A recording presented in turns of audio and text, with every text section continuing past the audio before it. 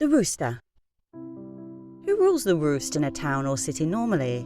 I'd say the guy with the fattest wallet, or the guy who owns the most property, until of course somebody else comes along that is with an even fatter wallet and more houses under his or her belt. Nobody wants their roost taken away from them. Just like the landlord who rents a flat with rising damp and shabby electrics, the guy who does a quick paint job to cover up the damp knowing that the young couple won't even consider having a survey done. After all, they're only renting, and probably have just managed to save enough money to put down a 2-month deposit and pay a 1 month in advance. The guy with the fat wallet stealing from the people who are blissfully unaware, until eventually they realise they were done over, a mistake never to be repeated, until the next time, that is. Who was ruling the roost in Mohon? Admittedly, we had let the cat out of the bag about us planning to open a B&B once we'd completed the renovation of the house. So was this the reason we were being carefully watched? There was already a B&B situated on the outskirts of Mohon that had been a success over the last 7 years. It was, of course, French-owned and French-run, and the owners had, of course, lived all their lives in the quaint village of Mohon. As we pieced together bits of information that our neighbours were willing to share with us, we realised that these people were not only well liked in the village, but were also spoken of as though they were gentry. Maybe because they had managed to open a successful business in a desperately declining area, or maybe they had been born into money. No matter which, as their status was still good amongst the locals. What information we had to gather about these people was that their rooms were of a high standard, with luxuries no other B&B could afford to offer. This surprised me, as I knew, as a fact, it had only been rated as 1 star, and the price was a mere €20 per person. I'd done some research myself to check out our competition, and I'd stayed in many B&Bs with this rating and at this price throughout various regions of France, and believe me, they were no palace, with old rickety beds, stained mattresses and shared bathrooms with a euro coin slot for 5 minutes of hot water. Certainly not an ideal place for a romantic weekend away. We'd also been informed that the Plat de Soir was the best money could buy for miles around, with typical French cuisine cooked with traditional methods and enough food to feed an army. This piece of information I couldn't be sure was fact or fiction unless I tried it out for myself, as the French would always insist that their cuisine was the best in the world, even if they had just placed a plate of boiled tripe in front of you. I was curious to meet the local gentry, and not just to nosy around their B&B and to sit around discussing how to bring more tourism to Mohon, but I was curious for another reason. If anybody had a reason to not want us in the village, then surely these would have been the culprits. We were the enemy, the young English invading Mohon with the idea of opening up another B&B, which would only be seen as competition to them. Surely they were the ones that wanted us out. And if they were who people said they were, then they must have had their spies secretly placed around the village, keeping their watchful eye on us, waiting patiently for any wrong move. But as they already know who we are, and probably already know what we looked like, it would be impossible to knock on their door asking for a room for the night under a pseudo name, and I'm sure a false beard or a wig and a fake accent wouldn't cut the mustard. So we continued to construct our own business. We ignored the fact that the others were keeping their watchful eye on us and simply smiled with a polite bonjour to all those who carelessly caught our eye. We simply bided our time.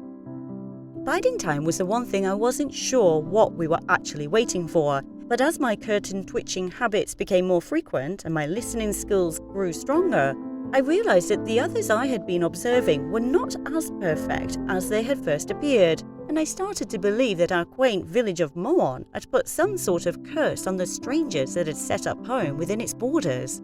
I had always thought it strange that the couple, who had moved to the area to open a school for the English to learn French and for the French to learn English, did not work in their business as a couple, together in force.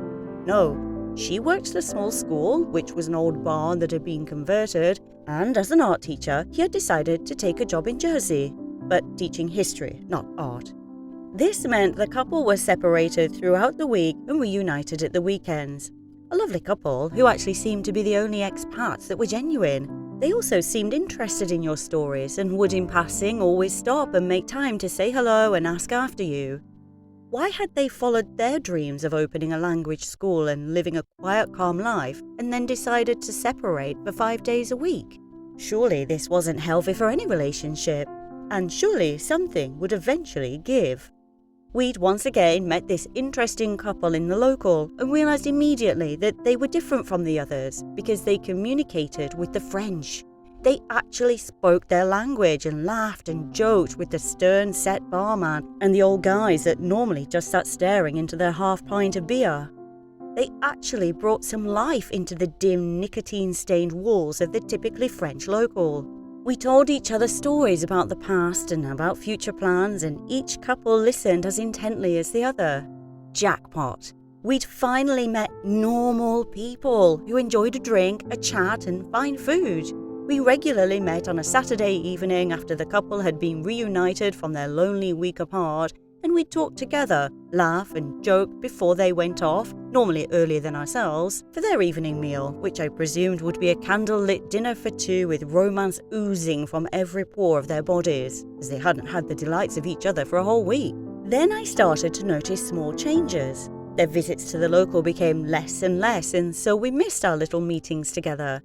But when they were sat in the confined space of the bar, they were polite all the same, but the spark had gone. Were they just bored of the place? They'd been here far longer than ourselves, so as the distance had grown between them in their work lives, had this meant the distance had also grown in their love lives? I noticed that the guy had stopped drinking and would sit and nurse a Coke instead of his usual draft beer, and he seemed to say less and less as time ticked by. I once came across him sipping his Coke in the bar, watching some French football match on the old dusty box that was chained up in the corner of the room as high as the ceiling. I obviously asked after his other half and was told that she'd decided to stay at home that evening with a disinterested tone. For polite conversation, I asked if he'd given up the old alcohol for good or was it just for a trial period. He looked me straight in the eye and with a sullen look, he told me he suffered from depression and found he was happier without the beer. It was the tablets he was taking, he told me. I wasn't quite sure how to respond to such a response. It was certainly a conversation stopper if ever I'd heard one, not the sort of thing you bring up in general chit-chat type conversations. So I smiled a sweet, sympathetic smile and turned the conversation around to the football match, with which I was given a short response concerning the two teams playing. And then we sat in an uncomfortable silence, both staring at the old dusty TV box with our necks strained upwards like giraffes, straining to reach the last morsel on the tallest branch of the largest tree, both pretending to be engrossed in what we were watching. My husband finally arrived 20 minutes later than he had advised and used his gift of the gab to try to get some sort of conversation out of Mr. Depressed, but to no avail. It would have seemed that he only wanted to tell me about his little problem, and left shortly after my husband had arrived without even finishing his now flat Coca-Cola, and without even waiting for the final whistle of the football match he had seemed so engrossed in. I wasn't sure why he had decided to let me in on this little secret, but I decided to keep it to myself and didn't even tell my husband, to whom I normally told everything to. A few months had passed by before rumours started to spread around the tiny village. Luckily, they weren't about me or my husband, but about Mr. Depressed himself. Apparently, he'd been living a double life and had been caught out shagging one of his fellow students back in Jersey for the last 6 or so months he'd been living there. Maybe he'd been depressed because he had to come to Mohon at the weekends and couldn't spend the time with his new sweetheart. And maybe he stopped drinking the ale and only stuck to Coke so as not to get blind drunk and accidentally spill the beans of his deep dark secret. As it's a common occurrence to suddenly start telling the truth after a few too many, our mouths running away with us before our intoxicated brain can catch up. But it does eventually catch up. Normally, on waking first thing in the morning, not only with a stinking hangover, but with that sick-to-the-stomach dreaded feeling and a vague memory that we may have stepped out of line the night before. And as the day drags on, the brain does its catching up and reveals all in small, patchy, embarrassing memories. This is also the time you swear to yourself that I'll never drink again, and lie low for a few days hoping that everyone else around you had been just as drunk as yourself and won't remember exactly what was said or done. It would appear that the art teacher had been painting a pretty picture for himself, but maybe it wasn't his fault. Maybe it was the village that had made him follow the actions he had taken. Maybe it was the curse of Mohon, trying to rid itself of these aliens that had landed and started to take over and make changes to their tranquility. Maybe Mohon was fighting its own battle against us. I wondered who would be the next victims to feel the wrath of the hand of Mohon.